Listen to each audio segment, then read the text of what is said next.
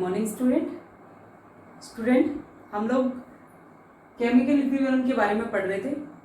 Chemical equilibrium के first lecture में हमने पढ़ा था केमिकल इक्विलिब्रियम क्या होता है, केमिकल इक्विलिब्रियम की कैरेक्टरिस्टिक क्या है।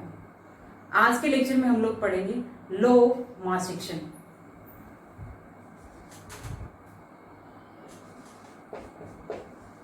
Law of mass action.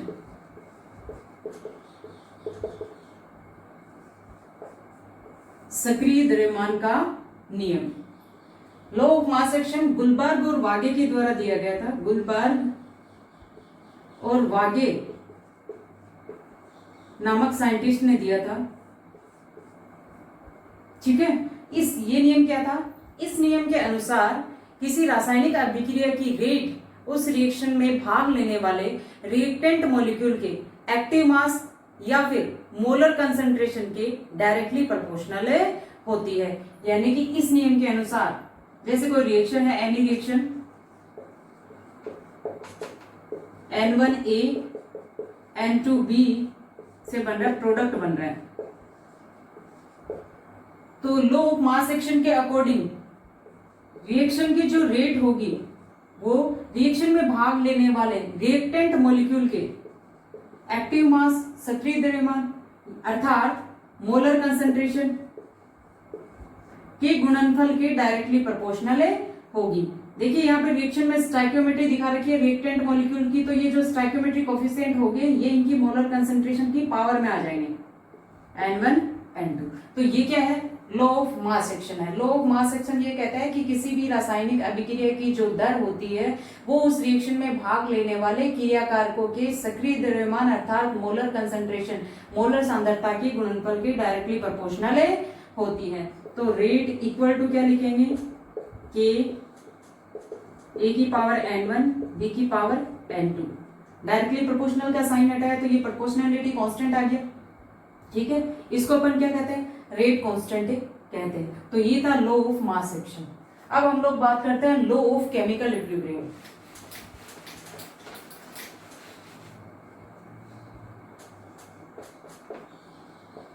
Law of chemical equilibrium, रासायनिक साम्य का नियम। देखिए इस लॉ ऑफ केमिकल इक्विलिब्रियम को एक्सप्लेन करने के लिए हम एक एग्जांपल लेते हैं। एनी रिवर्सिबल रिएक्शन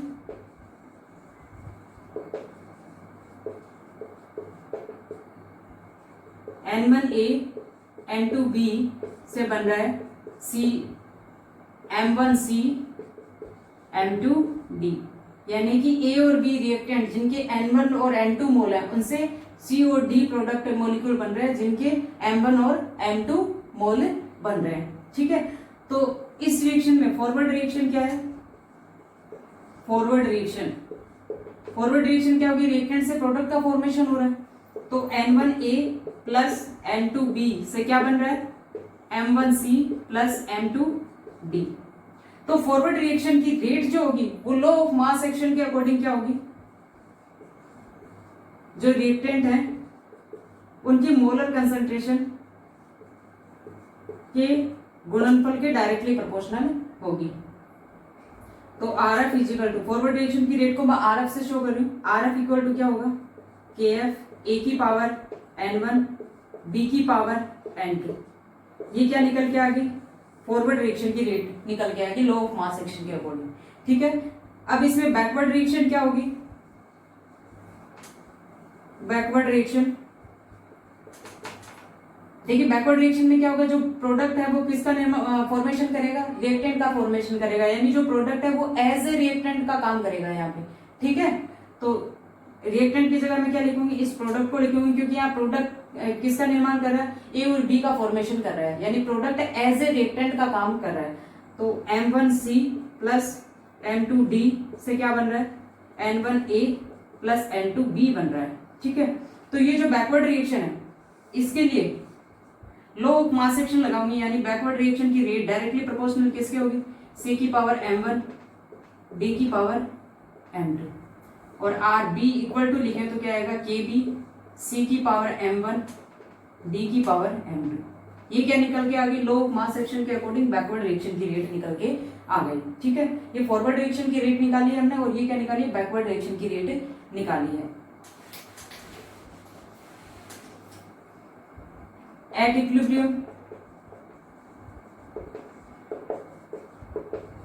साम्य पर क्या होता है, फॉरवर्ड रिएक्शन की रेट होती है, बैकवर्ड रिएक्शन की रेट की क्या हो जाती है, इक्वल हो जाती है, यानी आर एफ इक्वल टू क्या हो जाता है, आर बी। तो आर एफ का वैल्यू क्या है, के एफ ए की पावर n1 बी की पावर n2 इक्वल टू क्या आएगा, के बी सी की पावर m1 डी की पावर m2। ठीक है,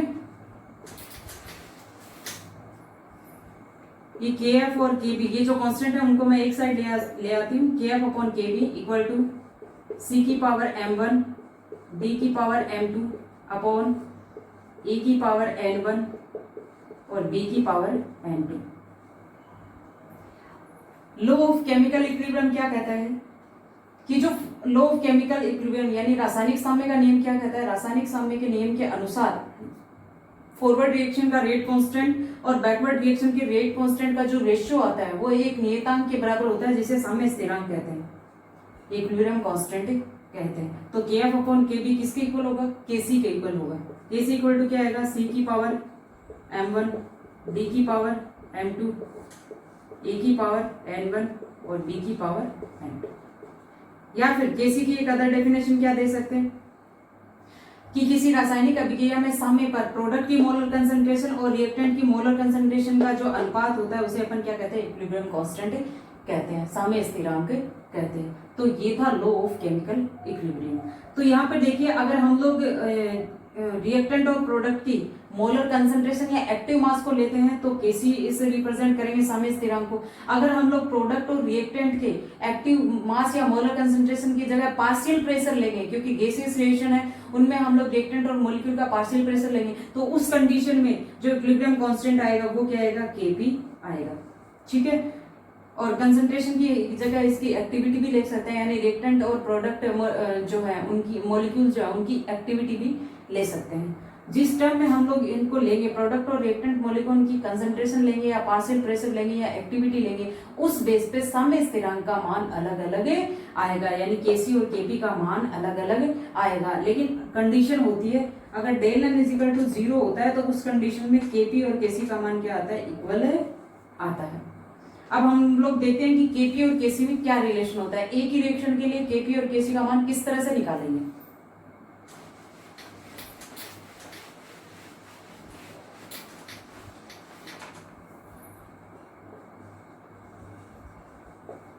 relation between KP and KC. KP equal to होता है केसी आर टी की पावर डेल एन। ये रिलेशन होता है केपी और केसी में। केपी क्या है, प्रेशर के रिफरेंस में इक्विलिब्रियम कांस्टेंट है, यानी अगर अपन ने रिएक्टेंट और प्रोडक्ट के पार्शियल प्रेशर को लिया है, यानी पार्शियल प्रेशर ऑफ प्रोडक्ट और पार्शियल प्रेशर ऑफ रिएक्टेंट का जो रेशियो अगर हम इक्विलिब्रियम पे लेते हैं तो उसे अपन केपी कहते हैं, और अगर प्रोडक्ट और रिएक्टेंट के मोलर कंसंट्रेशन का जो रेशियो हम लोग इक्विलिब्रियम पे लेते हैं उसे क्या कहते हैं, केसी कहते हैं। ठीक है, तो ये जो आर है ये क्या है, गैस कांस्टेंट है, टी क्या है, टेम्परेचर है, और डेल एन क्या है, del N is equal to है gaseous mole of product minus gaseous mole of reactant. ठीक है, तो अब हम लोग देखते हैं कि अगर डेल एन का मान चेंज होता है तो उस हिसाब से केपी और केसी का मान किस तरह से चेंज होगा। अगर डेल एन का मान 0 आता है, डेल एन का मान 0 आ रहा है, इसका मतलब क्या हुआ कि रिएक्शन में जितने प्रोडक्ट के गैसियस मोल है उतने के उतने क्या रिएक्टेंट के गैसियस मोल है। जैसे कोई रिएक्शन है H2 + I2 क्या बना रही है, 2HI बना रही है, तो प्रोडक्ट के मोल कितने, 2 गैसेस मोल है, और रिएक्टेंट की 2 गैसेस मोल है, तो 2 - 2 = क्या गया, 0, यानी डेल एन का वैल्यू कितना आ रहा है, 0। अगर डेल एन का वैल्यू 0 आएगा तो आरटी की पावर में 0 आता है, ये 1 हो जाएगा, तो केपी इक्वल टू क्या हो जाएगा, केसी हो जाएगा। ठीक है, यानी वो रिएक्शन, यानी इस तरह की जो रिएक्शन होंगे जिनके लिए प्रोडक्ट की गैसियस मोल और रिएक्टेंट की गैसियस मोल की संख्या इक्वल होती है, उन रिएक्शन के लिए Kp और Kc इक्विलिब्रियम कांस्टेंट के मान क्या आते हैं, इक्वल आते हैं, दोनों की वैल्यू क्या आएगी, सेम आएगी। अगर डेल एन का मान 0 से ज्यादा है, 0 से ज्यादा का मतलब क्या है, डेल एन का मान अगर पॉजिटिव आता है, पॉजिटिव किस कंडीशन में आएगा, पॉजिटिव तब आएगा जब जो प्रोडक्ट के गैसेस मोल है उनकी संख्या रिएक्टेंट की गैसेस मोल से क्या होगी, ज्यादा होगी। यानी कि फॉर एग्जांपल अपन अगर देखें PCl5 से क्या बन रहा है, PCl3 प्लस Cl2 ये बन रहा है। तो यहाँ प्रोडक्ट के कितने मोल, गैसेस मोल कितने हैं, 1 और 2 है। रिएक्टेंट की गैसेस मोल कितना है, 1 है। तो 2 माइनस 1 इक्वल टू क्या गया, 1 आ गया। यानी डेल एन का मान क्या आ गया, 0 से ज्यादा आ गया, अपन कह सकते हैं पॉजिटिव आ गया। उस कंडीशन में Kp का मान क्या आएगा, Kc से ज्यादा आएगा। ठीक है। अगर डेल एन का मान 0 से कम है यानी नेगेटिव है, जैसे ये रिएक्शन है N2 प्लस 3S2 से बन रहा है 2NH3, ठीक है। इसके लिए डेल एन लिखे तो कितना आएगा, देखिए दो प्रोडक्ट के मोल है, गैसियस मोल और रिएक्टेंट लिखे 3 1 4, 2 माइनस 4 इज इक्वल टू क्या आएगा, -2, ठीक है।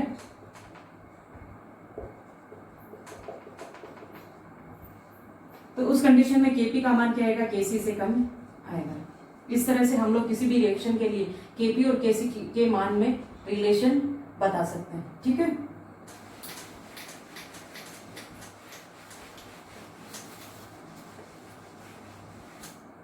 अब हम बात करते हैं रिलेशन बिटवीन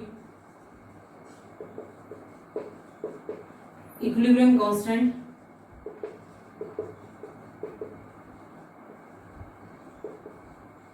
एंड गिव्स फ्री एनर्जी चेंज, गिव्स फ्री एनर्जी चेंज, ठीक है। यानी इक्विलिब्रियम कांस्टेंट और फ्री एनर्जी चेंज में क्या डिफरेंस है, यानी कि Kc and del G naught, इनमें क्या डिफरेंस है आपस में।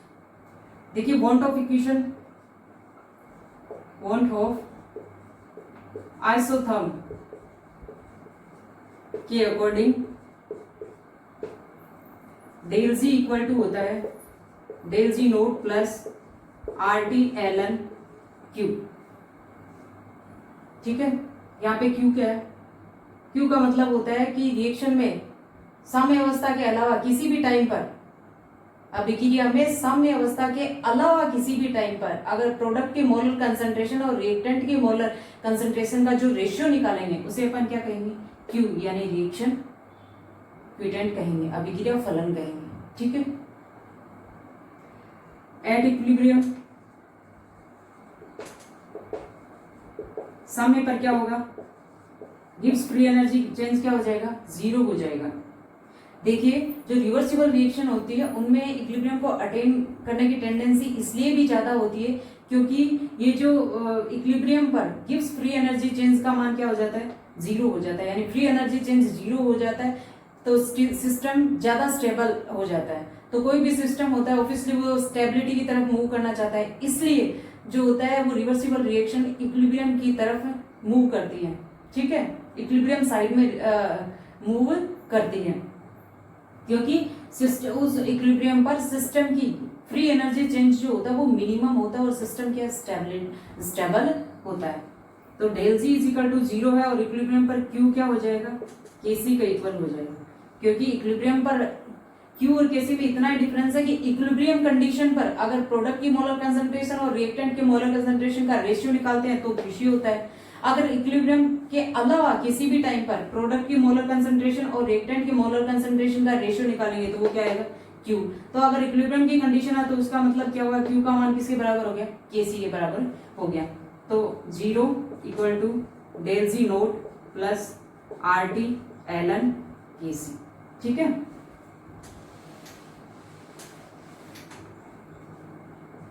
Del G naught equal to क्या आएगा, -RT ln Kc। Del G naught equal to ln को log में कन्वर्ट करेंगे तो -2.303 RT log Kc और Kc इक्वल टू क्या होगा, log Kc इक्वल टू होगा डेल जी नोट 2.303 RT। ये Kc और डेल जी नोट के बीच में रिलेशन होता है, यानी मानक मुक्त ऊर्जा परिवर्तन और साम्य स्थिरांक के बीच में रिलेशन होता है। ये मानक मुक्त ऊर्जा परिवर्तन है और ये साम्य स्थिरांक है, इसके बीच में रिलेशन होता है।